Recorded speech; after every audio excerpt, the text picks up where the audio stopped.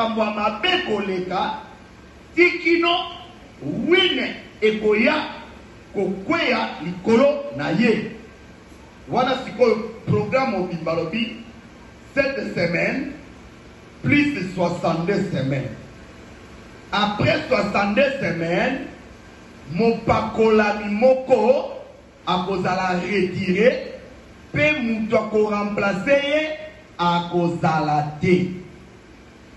Après wana ekoya kosala ke suka na bango kozala mabe makasi parce que ba dévastateur ba kopebisa.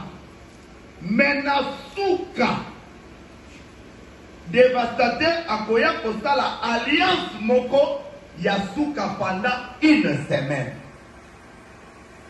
Pe akosala ba abomination jusqu'à akokende kofanda likola temple.